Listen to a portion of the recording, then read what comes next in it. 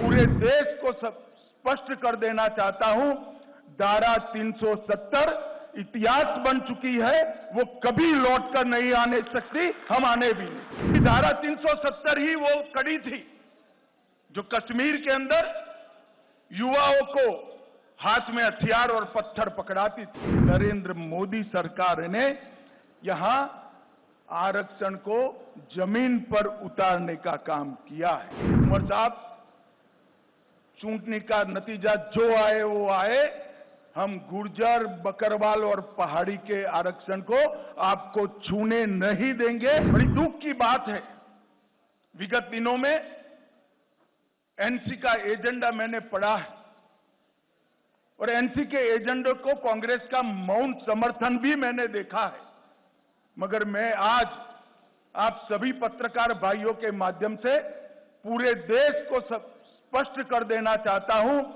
धारा 370 इतिहास बन चुकी है, वो कभी लौटकर नहीं आने सकती, हम आने भी नहीं। क्योंकि धारा 370 ही वो कड़ी थी जो कश्मीर के अंदर युवाओं को हाथ में हथियार और पत्थर पकड़ाती थी। अलगाववाद की विचारधारा ही युवाओं को विकास की जगह आतंकवाद के रास्ते पर शिफ्ट करती थी और आज मोदी जी के नेतृत्व में ढेर सारे काम हुए हैं। धारा 370 के कारण यहां रिजर्वेशन संभव नहीं हो पाता था, महिलाओं को अन्याय होता था, दलित भाइयों को अन्याय होता था, ट्राइबल्स को अन्याय होता था। भारतीय जनता पार्टी की नरेंद्र मोदी सरकार ने यहां आरक्षण को जमीन पर उतारने का काम किया है।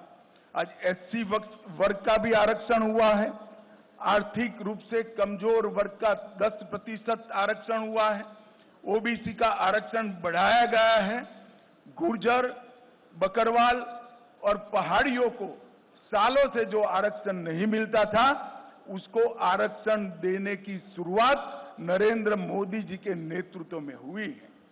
हमने एनसी का एजेंडा देखा है, उन्होंने कहा है कि हम इस पर पुनः विचार करेंगे।